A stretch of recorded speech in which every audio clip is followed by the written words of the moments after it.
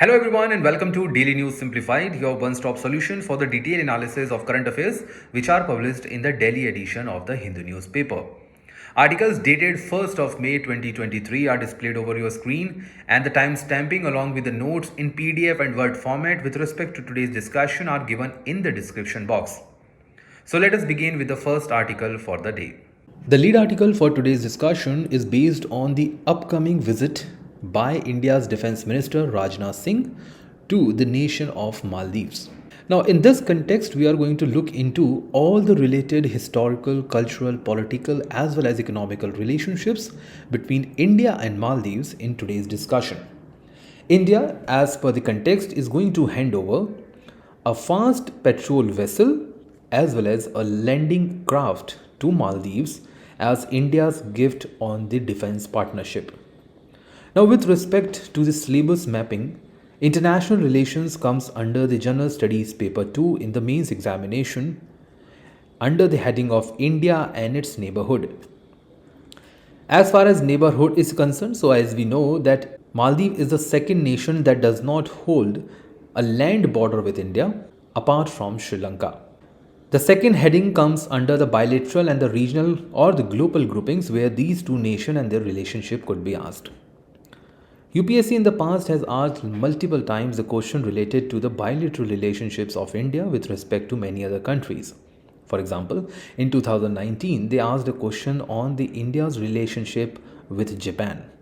In 2018, a year back, they asked a question with respect to Israel and its relationship with India. No wonders they might ask with respect to India's neighbor also. They have asked with respect to China in indirect format. They have also asked with respect to other countries such as US in the past. So today we are going to look into why do India need Maldives to be one of its neighbor? What are the issues that are highlighted between the bilateral relationships of these countries? What are different dimensions in the historical development of bilateral relationships? We are also going to look into the areas of cooperation between these two nations, and finally we are going to look into the possible way forward in this regard. After the entire discussion, you will be in a position to answer this question with an ease. India-Maldives relations have now achieved new heights despite the influences of other international players, which simply proves that this question is asking with respect to the role of China in Maldives and how, despite the presence of China, India-Maldives relationship have achieved a new height. So let's begin the discussion with respect to why do India needs Maldives. The first and the foremost is that India shares a strategic location with respect to Maldives in the Indian Ocean. Now, Maldives is situated in the southwest direction of Indian subcontinent in the Indian Ocean. In the northern part of Maldives, there is the boundary line of the Arabian Sea, while in the southern part, there is Indian Ocean. If you look at the map, you can see this is your Arabian Sea, while in the southern part, we have the Indian Ocean. There is a maritime boundary between India as well as Maldives, which was signed between both these countries in order to resolve the maritime dispute in the year 1976. We are going to discuss that dispute very shortly. From this map, you can see that Maldives is sharing border with India with respect to the Minicoy Island, which is the southernmost island in the group of islands of Lakshadweep, which is a union territory to India. Both these countries, they have been sharing this border since 1976 without any problem in their bilateral relationship. Apart from this border, the natural border between both these countries is called as 8-degree channel, which separates the Indian Lakshadweep with that of the Maldives. So as far as strategic location is concerned, so Maldives holds an important location because majority of the international trade passes from this route. As you can see, there is a gap from where this international trade has been passing. Some of the international ships coming to the eastern part of India also passes from this route as well as from the Park Bay. However, large ships are not allowed to go from here. Hence, most of the ship take a detour and passes all the way from Sri Lanka to reach the eastern part of India. As the large number of international trade is passing from here, especially the oil trade, this place or this country remains strategic for India's dominance in the Indian Ocean. Any country that will have a good relation with Maldives will provide or will act as a net security provider in this particular region from where the international trade is passing. And fortunately, with all its effort, India has remained one of the most important segment as well as a partner of Maldives in Indian Ocean. The second important argument is that India has the second largest expatriate community living in Maldives, that too with respect to the Islamic religion. Being the second largest community in the country, it holds a good amount of reputation with respect to the government of the day. Indians are also one of the important policy makers as well as the policy participant in Maldives. And because of these Indians who are working there as the laborers as well as in the top management positions, Maldives government has been pro-India for a long period of time. The third is that both the countries have a good trade relation, with 98% of the trade being in India's side, or India is having surplus with respect to Maldives. So if 100 rupee of trade is taking place, 98 rupee of trade goes to Maldives from India, which helps India to earn over $300 million annually. India holds first position with respect to India First policy that Maldives has adopted in its geopolitical relationships. Maldives has considered India First policy where they are keeping India to be the priority in their international relations while dealing with the other nations, which is a good sign for India because India tried to be a all-weather friend to Maldives despite certain issues. As far as cultural connections are required, so Minicoy as well as the Maldives, they share the same cultural relationship in the past. And these were the two important areas which had a dispute with respect to the recognition of the international border. Minicoy was once demanded by Maldives to be part of Maldives, and in 1976 Minicoy remained a part of India with respect to the international border and international border agreement. Both the countries are utilizing the languages which are being developed for Indo-Aryan languages, specifically Urdu language. There are also people who are speaking Malayalam as well as Tamil living in Maldives. And the third is the Islamic connection which India is having even before India's independence, because a large number of India's Islamic population is residing as a community in Maldives. Maldives has helped India to be a net security provider in the Indian Ocean region. Because of its presence as an international strategic location, Maldives has remained more or less a target for India to take as a mediator and supply the security in this particular region. Now, Maldives has remained more or less a partner to India in all weather relationships. Maldives have provided land, money and personnel to the Indian security forces who have been stationed for a while and are taking Maldives land as an area to provide the security to the particular region. Both the countries have been fighting the illegal trade and piracy related issue in Indian Ocean as well as the Arabian Sea. And the last one is religious tourism potential. As a large section of the Maldives population comes from the Islamic community or the Islamic religion, they have a huge potential to come and visit India being the tourist.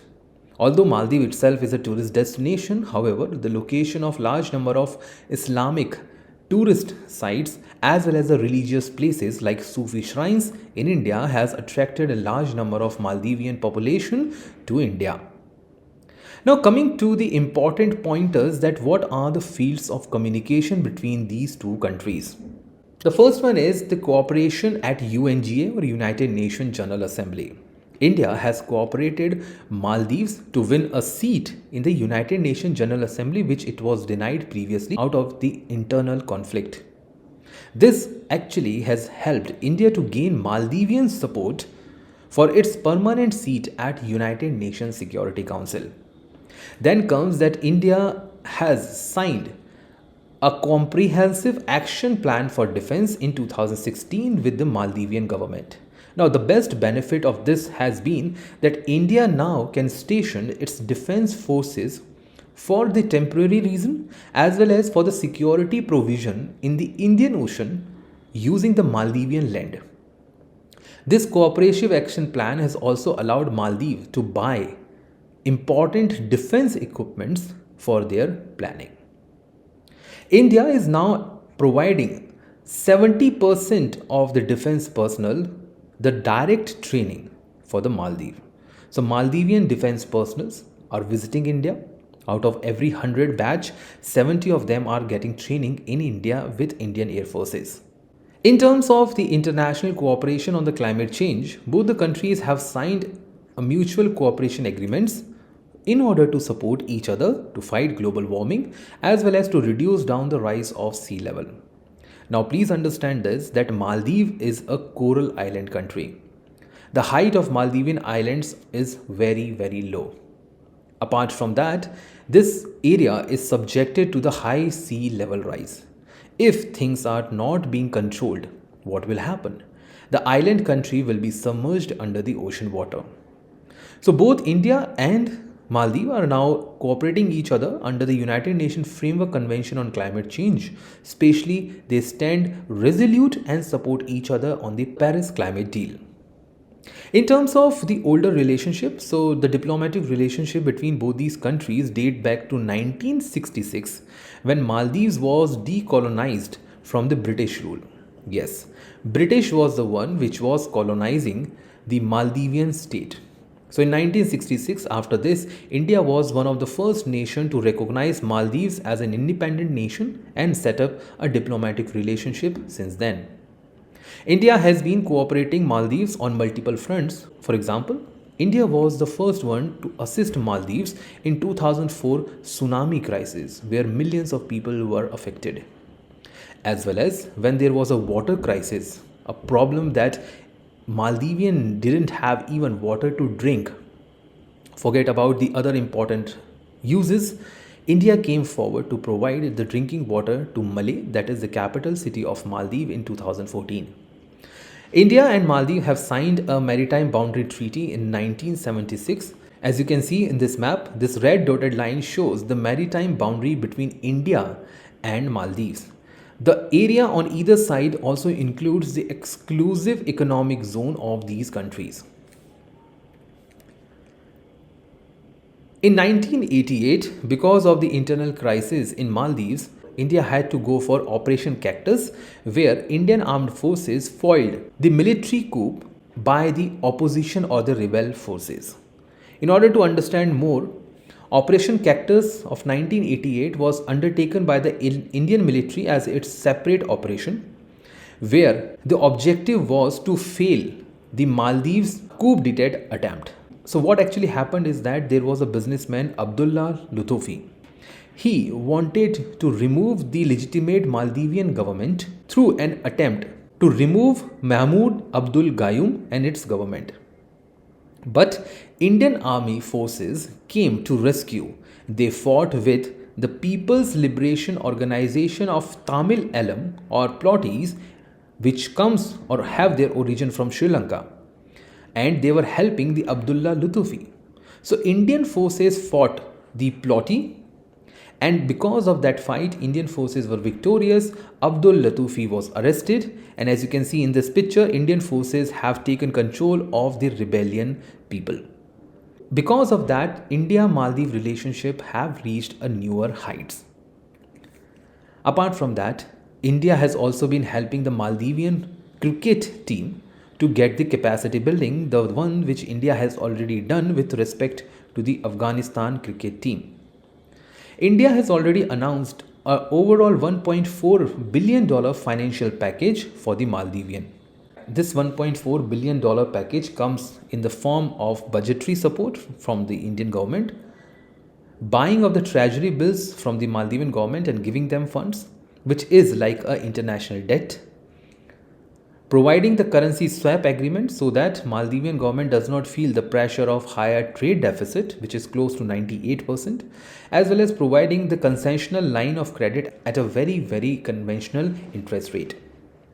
India has also provided the swift dispatch of 30,000 dosage of measles vaccine in 2020, as well as over 1 lakh COVID vaccines for the help of Maldivian population. In terms of the health infrastructure as well as technical or the social infrastructure, Government of India has already set up the Maldives Institute of Technical Education that provides the vocational training, as well as India has established the Indira Gandhi Memorial Hospital in Malé for the direct health services in terms of primary, secondary and tertiary healthcare.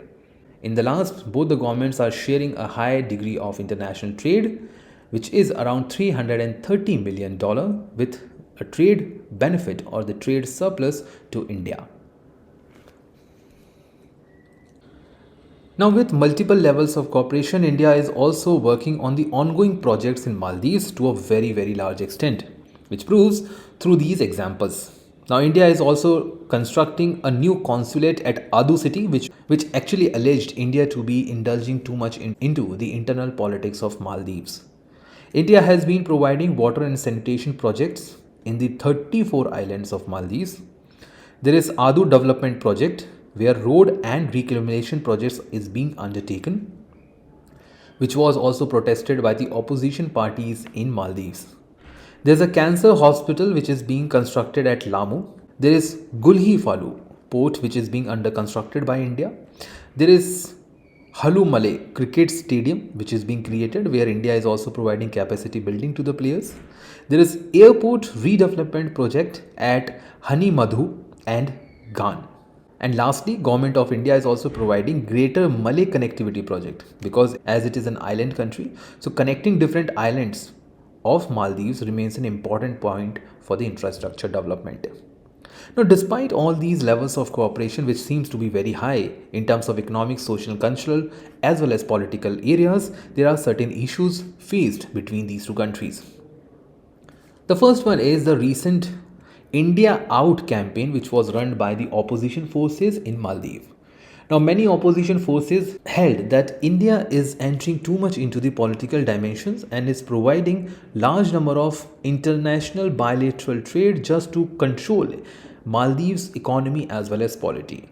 Hence, most of the opposition party through the internet sensation tried to run India Out campaign in order to make it more self-reliant. However, the real objective of India Out campaign was to promote the Chinese inroads as well as Chinese debt trap on the Maldivian economy.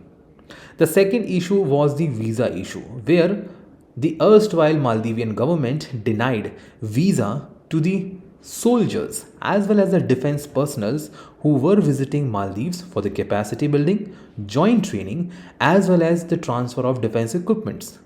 This was also seen to be the interference of China in Maldivian politics. Then comes the issue of xenophobia. Xenophobia means threat or the fear of China. The first one was that there is already a free trade agreement of Maldives from China, which was signed in 2017 in the previous government. However, still there is no free trade agreement between India and Maldives. Then comes the problem of debt trap. China is providing very high level of international funds to Maldives, but this is seen as a debt trap because once Maldives fails to pay this debt, what will happen? Maldives will be forced to provide inroads to the Chinese investment as well as Chinese diplomatic groupings into their mainland. China will start buying land, China will start buying important islands, or take them on lease if Maldives fails to pay the debt. Chinese have also been claimed to be buying land across Maldivian areas. They are now practicing the form of neo-colonialism and pseudo-liberalism.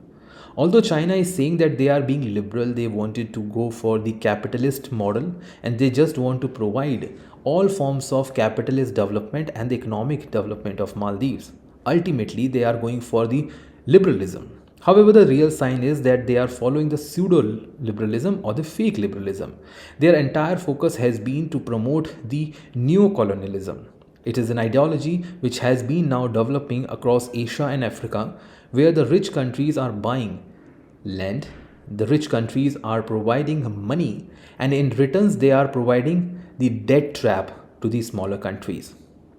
The next problem between these countries is that political instability has been the matter of concern in Maldives. We have seen that in the case of 1988 Operation Cactus, the internal forces, the opposition parties, as well as the rebellions were far powerful to take on the coup on the existing government. The same thing happened previously also in the last decade, where there was a toppling of the government and the sudden arrival of the opposition leader into power. This political instability has remained more or less a concern for India-Maldives, because whenever there is change in the regime in Maldives, it has been seen that regime change has promoted anti-India campaign and pro-China campaign. The last issue is with respect to the growing radicalization in Maldives. Many international banned organizations, especially the one which are promoting terrorism in West Asia, are now seeing their roots as well as the funding process in Maldives. For example, there were numerous cases of ISIS which have seen funds coming from Maldives route. A small organization and the radicalization in Maldives have also promoted the inroads of radicalization in the Islamic community, which is not a good sign for the security reasons in the Indian Ocean as well as the India's presence as a net security provider in the Indian Ocean. Now, given all these bilateral relationship, what should be done in the way forward? As far as way forward is concerned, so the first one should be that both the countries should sign a free trade agreement in order to provide better trade relation and reduce down the deficit with respect to Maldives. The second would be the confidence building measures that should come on the backbone of cultural relationship, especially with respect to the religious tolerance. Next comes the cautious about too much indulgence. India should not act like a big brother or should not behave in a big brother attitude that might go in the negative way and could be utilized as a propaganda by the opposition forces in Maldives. India should not look or should not provide help to Maldives just because of the Chinese angle. Let China do their bit. India should try to go for their help and their reputation with respect to the actual development without providing any debt trap on Maldives. And lastly, India should help Maldives in advancing their own security from inside and outside. Being there, providing security from outside or as an outside force is not going to help Maldives in long term. Capacity building as well as bringing them on the security front in the international platform is going to be the long lasting solution. So with entire discussion in place, now we are in a position to understand how to approach this question. India-Maldives relation have now achieved new heights. So here you have to substantiate with at least 4 to 5 important arguments that how the bilateral relationship between both these countries have achieved new heights despite the influence of the other international players. So you have to quote that what influence the other players like China is now putting on Maldives, however, they have not been worked out. And both these countries have been moving forward in the betterment of their bilateral relationships. With this discussion, please, let us now move to the next article for the day. This article of the Hindu newspaper appeared on page first and talks about what is the consequence of providing reservation or reserving jobs for the locals with respect to the industrial development. And here the article talks about the example of Haryana government. Haryana is one of the ever rising industrial state, especially the regions like Faridabad and Gurugram. However, in the latest study which was conducted proves that the recent move of the Haryana government to provide reservation to the local population up to the level of 75% has been taken as a setback for the investment and the industrial development. Now, as per the recent study, the total investment of Haryana government has fallen by 30%, which is a very concerning sign. As far as investment or new investment projects are concerned, so the government of Haryana or the ranking given to the Haryana has fell to 13 instead of 9 which was there in the previous case. Even the manufacturing investment has declined by 60%, again a matter of concern. One of the largest investor in Haryana, that is Maruti Suzuki, which has one of the largest plant in Manesar in the Delhi NCR region, has now planned to shift its new plant to the other states. Why? Because of this policy. And the last one is that there is only one sector, which is the real estate sector, which has not been directly impacted by the industrial growth, has now been seeing the promising growth. But on the other hand, infrastructure such as road, railways, or even the manufacturing has seen a drastic setback. The reason which was highlighted in the article was the Haryana Employment to Local Candidates Act 2020. Under this act, private sector employers or the companies are required to provide reservation to 75% of the job post that have been offered a salary of less than 30,000. Please understand this. This is less than 30,000, not equal or more than. For the local population who are domiciled in Haryana. Now please understand this act. This says that if there are 100 laborers, out of these 100 laborers, let's say 80% of them are earning salary which is less than 30,000 per month. Now, out of this 80 people, 75%, that is 60, should be given reservation, and that reservation should be filled by the people who are domiciled in Haryana. So the top management can be taken from anywhere. A person who is earning 50,000 in a particular private company can come from anywhere. However, if that person is earning less than 30,000 per month, 75% of such people should be provided reservation from the domiciled people of Haryana. Now, initially there was a hue and cry with respect to this law. It is already under sub judice and judiciary is going to take the final call on this act. However, this act comes with both benefit and drawbacks. The benefits are in the way that it provides opportunities to the local population for the jobs. They need not to migrate to other states despite having job opportunities in their local areas. The second comes the reducing regional inequalities. So if the same industrial level or the industrial development is taking place, let's say in the state of Haryana, it will reduce down the regional inequalities. So the districts of Haryana that are bordered with other state, for example, if a district of Haryana is bordered with Punjab, Uttar Pradesh or Rajasthan, will not attract large migrants from these three states but provide the opportunities to those particular district and the population, thereby reduce the regional inequalities. It will reduce the friction between the locals and the migrant laborers which have been protesting in the past with respect to son of the soil approach. It will help managing the labor unrest which had been in the past, as we have seen in the case of Maruti Suzuki. And lastly, it will bring down the dependence, it will lower down the dependence on the migrant labor and reduce their absenteeism. Now, how this happen? In most of the migrant labor case, it is seen that whenever they come for a particular service sector or in a particular industry, they migrate back to their villages when there is an agricultural season. Because of this agricultural season, there is absenteeism. And industrial sector faces the problem of labor scarcity.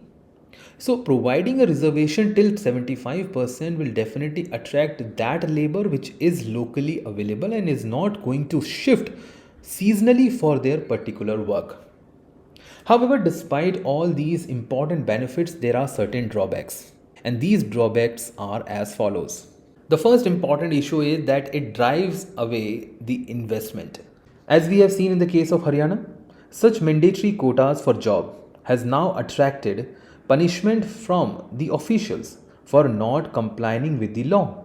When such penalties are imposed on the private sector, it calls for the Inspector Raj and impacts the overall productivity. When such things happen in the industrial sector, investors are reluctant to go for the new investment. The second one is the barrier to migration. It poses risk for obstructing free flow of labor from labor surplus states to labor shortage states. When that thing happens, overall increase in the labor or the wages is seen. Then comes the legal implications. So there is a violation of Article 14, Article 16 and Article 19A of the Indian Constitution that provides equality before law, employment opportunities as well as right to freedom. In a landmark judgment of Pradeep's Jain case, Supreme Court has already raised the concern that such policies may lead to economic and social fragmentation of India. Then comes the political implications. There is a rise of strong son of the soil movement even in other states, and thus it will end up affecting the spirit of cooperative federalism among these states. It also leads to the increased automation. So, providing such affirmative actions will backfire if there is a high degree of automation and company, instead of going for the labor, start using machines to replace labor. So it will backfire. Then comes the social implication. In a multilinguistic society that India has, restricting work related migration stifles interactions of different languages and cultures and helps in thriving regionalist tendencies. And lastly, it is an unsustainable solution. Through such reservation, we may provide temporary benefits to the local community in terms of assured employment. It might even help in the vote bank politics.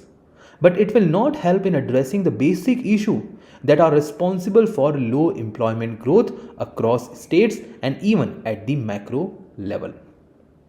Hence, states like Haryana need to abstain from such inward oriented and parochial policies and should try to adopt the features and the spirit of cooperative federalism and work in a coordinated, synergetic manner to address the root cause, that is, lack of employment opportunities. With this discussion, please let us now move to the next article for the day.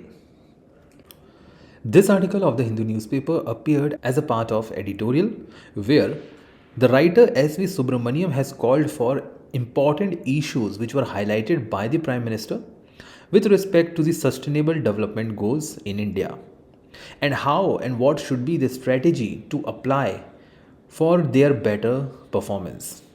Prime Minister has recently called for the extensive work to achieve the sustainable development goals with respect to health and education sector in India. However, despite this call, India has been lagging behind in the performance and the achievement of SDG.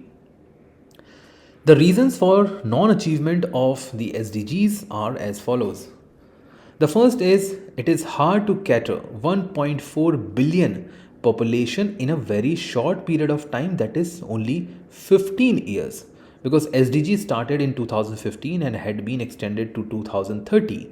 So for India with such a high population, it is really very hard to reach out each and every beneficiary, to reach out each and every person who lacks in terms of health and education. Then there is the issue of not performing on the trickle down. India, since its liberalization of 1990, has been emphasizing upon the use of trickle down effect, where the higher economic growth perpetuates downwards and provide the benefits to the lowest possible sections of the society. And in the last 3 decades, it has not been performing well. And because of this failure of trickle down effect, there is a rise in the economic inequality. Rich are now becoming more richer and poor is now becoming more poor in comparative analysis. Then how come the health and education be improved? Because of this economic inequality, there is a regional disparity as well. There are certain states which are very rich, for example, Punjab, Haryana, Maharashtra, Gujarat, Kerala, Tamil Nadu, Karnataka and many others, while there are states like Rajasthan, Bihar, Jharkhand, Chhattisgarh, which are still lagging behind in their economic prosperity. And because of that, the state governments are not in a position to spend a large chunk of their budgetary allocation towards health and education, and they have to rely more on the private sector. Then India is one such country where environmental protection versus economic development has always been a matter of debate. Whenever we talk about the economic development, for example, the infrastructure development in terms of roads, highways, or even the nuclear power plants, we always face a problem of environmental degradation. There is one or the other sections of the society or the community which raises the fingers on the government with respect to the environmental protection. Then comes the poor governance, be it the center, state, or even at the local government. Poor governance and inability to reach each and every participant of the development process, not providing the sectoral participation where every sections of the economic development can participate remains a matter of concern. The high level of corruption, inability to complete projects on time, red tapeism, inability to link or provide citizen participation in the governance has remained more or less the issue. For example, in terms of health, we see that there is a too much reliance of the poor section of the society on the health provided by the government sector or the public sector hospitals. But absence of insurance, absence of rightly dispersal of money under Pradhan Mantri Jan Arogya Yojana has also remained the matter of concern, because despite having funds, people are not able to utilize the services provided by the private sector and they have to rely a lot on the public sector. Then comes the issue of the federal conflict. Wherever you'll find that political parties have more or less remained buoyant, have more or less remained subjected or favoritism, or have been following the case of favoritism whenever the elections are approaching, providing the freebies, providing illogical expenditure to those schemes and factors which might bring more vote bank has remained a matter of concern. There is a poor dispersal of funds by the central government to all the states, not even what has been provided under the recommendation of the Finance Commission. And lastly, there is a limited private sector participation in health and education sector.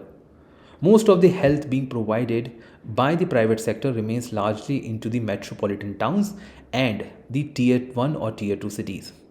However, the lower towns, the smaller towns, and even the rural sector has remained more or less subjected to the poor health sector services provided by the public sector. Private sector participation in education has been more or less subjected to the availability of the funds or the money with the parents. Poor children are not able to afford the quality education because the public sector schools are not conducive and private sector schools are very expensive. Now, the writer has highlighted too many suggestions and the study of the Lancet report. We are going to look into both these arguments, but before that, these are the important 17 goals that are highlighted by the Sustainable Development under UNDP. All these goals are subjected to be fulfilled by all the member countries of the UN by the year 2030. Now, the writer has provided some of the studies conducted by the Lancet in their report on India's Sustainable Development Goal and its achievement. In terms of the multidimensional poverty, the red ones are the districts which are still lagging behind, while the green ones are the performing states, and the blue ones are somewhere in between. From this table, from this analysis, it is easily deducible that as far as multidimensional poverty is concerned, India is performing quite better. So, on this regard, India is a well-performing state. However, from this observation, it is proved that the belt, that Ganga-Yamuna belt area, is the one where the largest number of districts which are failing on the multidimensional poverty exist. If you compare that with North India or with that of South India, you will find that most of the districts are already above the poverty line. In terms of the situation of women and their health insurance, as you can see, the red districts are the one which cannot achieve or which have not provided the health insurance. There are two exemptions over here. The first is the Uttarakhand and the second one is the Rajasthan, where compulsory and free health insurance is provided apart from the states like Meghalaya, Assam. Because of this, the health insurance of women has been highly penetrated. They have been subjected to lower number of disease burden, and the overall sustainable development in these particular three states have improved drastically. In terms of child health, infant mortality remains a matter of concern. So from this entire table, you can see that the northern plains or the states of the northern plains like Uttar Pradesh, Rajasthan, Haryana, Punjab, even the central part of India have remained more or less subjected to the high under 5 mortality of the children. Because of this, the overall achievement in the child health has remained a distant dream with respect to the sustainable development goal of sustainable development goal 3, that is good health and well-being. If we talk about the stunting issue, we'll find that the infant mortality although have fell from 58 to 38 per 1000 birth between the last 18 years, however it remains very high in poor rural and tribal region. And in terms of stunting, India is one of the poorest performer. As you can see, the number of green districts are extremely less, and the number of red districts, which proves that the stunting is extremely high in India, is on the rise. Now coming to the last one, fasting and overweight. As far as fasting and overweight among children is concerned, there is no best performing district in India at all. No district in India has been performing or have achieved anywhere close to what SDG targets have to say.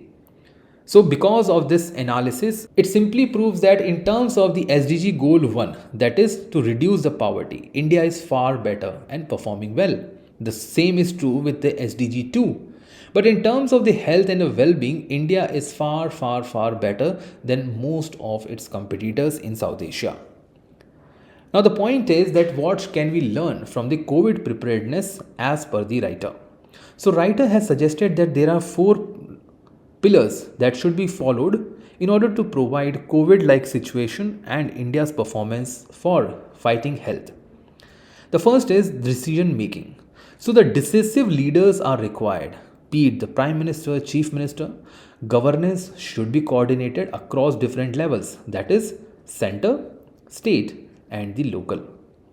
For example, in case of COVID, what we saw that there was a universal vaccination and there was a relief rollout. Everyone was covered. Mass campaigns were taken up. Popularization was there. Door-to-door delivery of vaccine was undertaken, and from that manner we were able to provide vaccination which crossed 20 million in number. The second is that we have to go for better adaptability. We have to learn and adapt in real time. Instead of providing a health services, education services and waiting for next 5 years for the performance review, we should work in the real time manner. What is the real status? What was happened a day before, a week before or a month before should be the matter. Then comes the information related issues. So integrated data system is required for the population health management. We should be in a position to know that what locality, what village, which village has what population health management. How many females are suffering from a particular disease? If they are, what happened, whether they were cured or not. If they were cured, what is the end result? Are they really benefiting? And all these should be provided in a data format at a centralized system. Then comes the funding. Massive relief package which was given during the case of COVID-19 should be adopted. That will help the targeted district to function properly without the delay in the service delivery. Now comes the certain way forward which were highlighted in the article.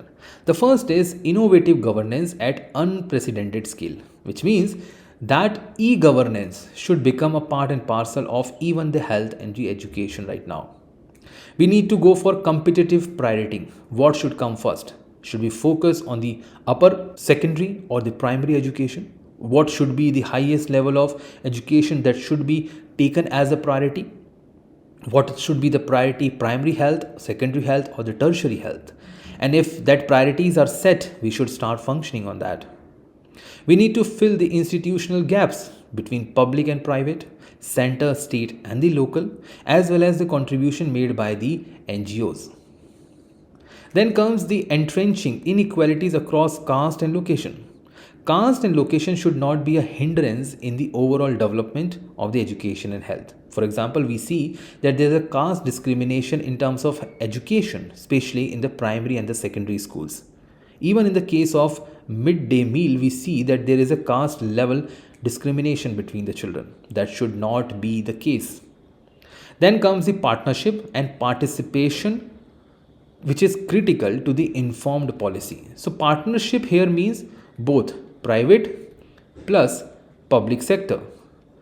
And here we should also bring the contribution of the foreign entities. As far as participation is concerned, so it requires the participation from the government side, it requires participation from the private side, as well as participation from the NGOs and the civil population itself.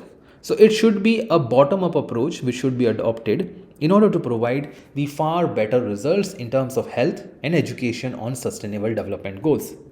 With this discussion placed, now we are going to discuss about the two prelims pointer articles for the day. This article of the Hindu newspaper talks about the recent suggestions provided by the Insurance Regulator and Development Authority of India, which comes as a regulator of the insurance sector. As per the IRDAI, insurance firms need to lay down certain social media rules for their employees so that no unverified or confidential information related to the organization is disseminated to the public through these platforms. Now, please understand why this is required. There have been certain cases where the employees of the insurance company, especially the private sector insurance company, have been releasing the confidential information about certain people. Let's say a health related matter of a particular individual was released into the public domain and that person was harassed publicly.